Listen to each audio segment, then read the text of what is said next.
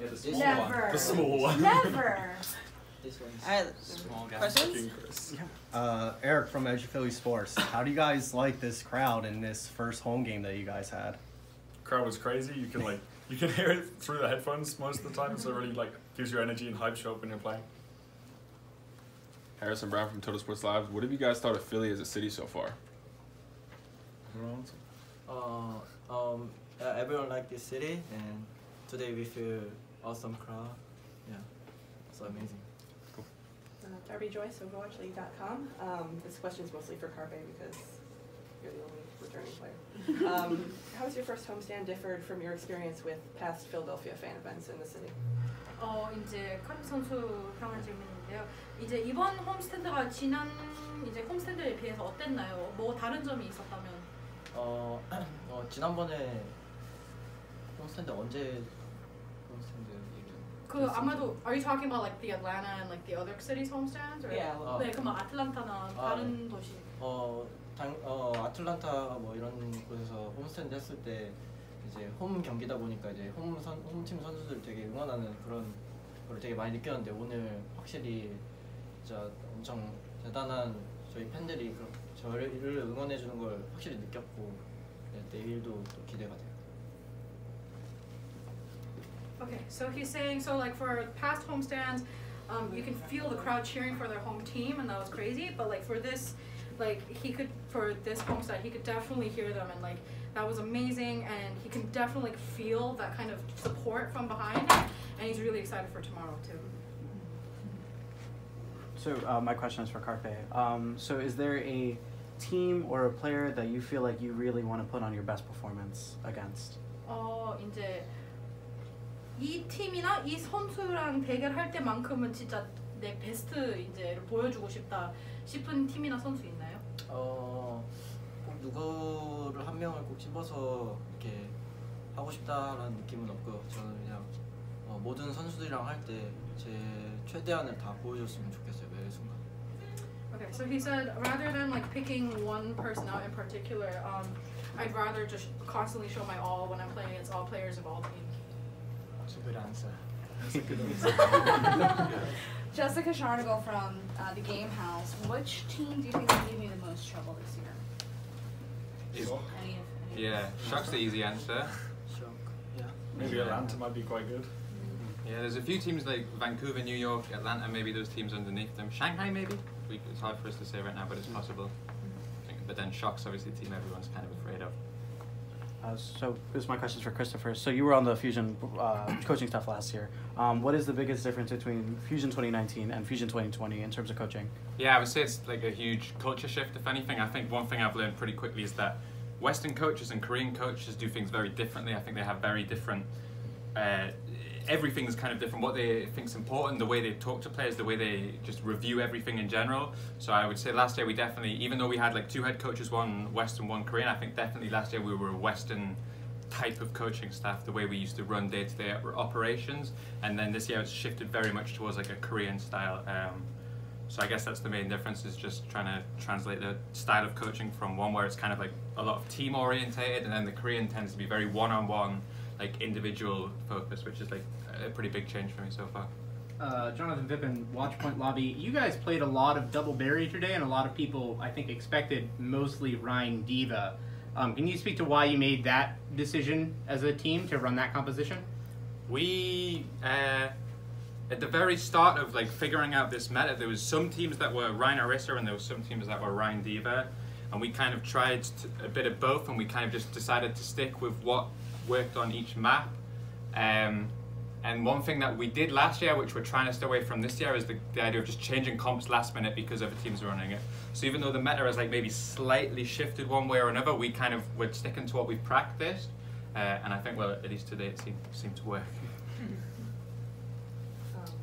Another question for Christopher about the off-season. Can you tell me a little bit about, at the player level, how you integrated new players into the team that was established last year? Yeah, well, I would say that we didn't necessarily integrate in terms of we had a team and then we brought these guys in. It kind of, we tried to treat it as much like a new team as possible, because it's obviously it's new coaching staff, and then we had like at least half our rosters new, I would say. And then we did our boot camp in Korea, which again is like a totally different environment to what we're used to. So we kind of tried to start things as a fresh, like kind of, there's obviously a lot of problems we had last year, and we felt like if we could, in general, make even the older players feel like it's a new start and it's a new team, that would be better than trying to integrate people in. So everything kind of started afresh this year. So you guys moved to Philly this year. Yeah. So what has changed about your process for preparing for games, and how has it been generally living in Philly? Yeah, I'd say that the main difference, last year we had Team House in LA, right? So the players lived and they just had to come downstairs, and that's how we practiced. Whereas today they actually have to get out of bed and either walk or Uber. So you wouldn't believe how many times they were late when they had to come down the stairs for 11 a.m. But that was too much to ask for some of them. So it definitely, I think it's more helpful as well. It feels more professional, the environment, when you guys come into work, instead of just being in your house where the kitchen's over there and your bed's up there. You know, you've actually travelled and then you're in a workspace now. It's professional. You kind of, there's no options but to like try your best. So I'd say that's like the main difference. And obviously the only other change is really that we have a much bigger roster now. So apart, Astra is obviously an exception, but the rest of these guys have had to get used to the idea, especially at the start, they only play half of the time and the other guy plays half of it, and then they have to fight for position. Whereas last year, almost the starting six played almost the entire year. So those are definitely the two main differences. So speaking of some of your players, you finally have Alarm on the roster. What is he bringing to the team to kind of like finally have this promised player that everybody's been hyped for? What is he bringing for you guys? Yeah, I would say he's obviously we know he's good. Like, it's easy for me to say he's insane in the mechanics. I'd say the one thing about Alarm specifically, at least in game, is he has like almost an instinct for positioning. Like if there's a shatter coming or there's a mail coming, he's always just that far out of it. He's always like he anticipates it 5-10 seconds in advance. But also the thing about Alarm, he's like genuinely the best teammate like you could ask for. Like, he's someone who's, think about it, he's like from 16 and he just dominated the entirety of every game he ever played, and he somehow comes into Fusion. He has zero ego. He's happy to learn. He's happy to be friends with everyone. So I guess, like, yeah, obviously he's good in game, but I think him as a person has really, really impressed me too. So my question is for Carpe. So GOATS was not very easy on a lot of DPS players, right? So how did that affect you as a player and your mentality? And then how are you coming into this season knowing full well you're able to show what you can bring? 그래서 이제 카르페 선수를 위한 질문입니다. 이제 지난 시즌에는 이제 고치를 3-3 메타를 하셔야 했는데 이제 딜러 선수들한테는 되게 힘든 메타였었잖아요. 그게 이제 그 메타가 이제 카르페 선수를 선수로서 그리고 그냥 이제 멘탈적으로 생각했을 때 어떤 영향을 줬던 것 같나요? And what was the follow-up after that? What do you do? Yeah. 그리고 이제 이번 시즌에는 이제 롤락이 생기고 이제 어떤 모습을 보여주실 준비가 되셨나요? 일단 작년 얘기를 좀 하자면 그 해 전에 결승전에 갔고, 그리고 좀 저 개인적으로 제가 약간 자부심이 생겼다고 해야 되나? 그래서 좀 재작년에 했던 거에 비해서 아마 고츠라는 메타에 대해서 좀 깊게 생각하지 않고 메타는 고치나 간다, 약간 이렇게 고치를 좀 낮게 보면서 연습을 좀 약간 게을리했던 약간 그런 것도 없지 않아 있어요.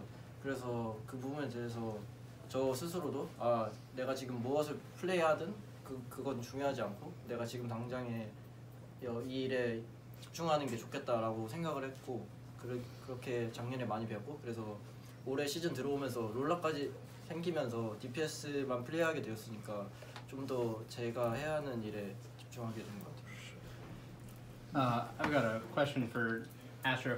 Wait, sorry, I couldn't see. Sorry. Okay. I mean, if you speak Korean, okay, so to speak about last year, the year before that, they made it all the way to grand finals, and he said, like, I'll admit that I did build a kind of pride on that. So when GOATS came around, he didn't think too deeply about it. He kind of looked down a little bit on the meta, and he does admit that he practiced he was a little lazy in terms of practice, and he completely admits that.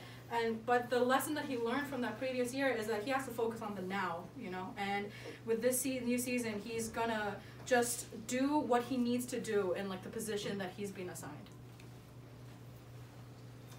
So I have a question for you.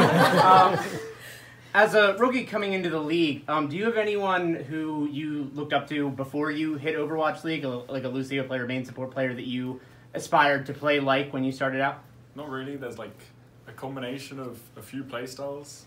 So I think Master's really good, and then like Moth and Slime are all great players. And then if you like put a lot of their play together, then I think you have the perfect play. So those are 3 of the good names that I look forward to playing against. So, Poku, you weren't here at the beginning. You haven't talked yet. So how did it feel to play in front of your home crowd? I know you've gotten to grand finals once, and you kind of played in front of a home crowd, and we didn't quite get there last year. So how did it feel to finally be in front of all of your Fusion fans? I mean, it feels amazing. We are like based in LA for like 2 years, and the LA crowd is like pretty boring and cheering for everybody. So once you play like in front of Philly crowd, it's like totally different. And yeah, it feels like when Sado was doing huge shadow, or when Carpe was like popping off on Widow, it really helped us, and we are like really hyped. So no, yeah, it's amazing to finally be in Philly.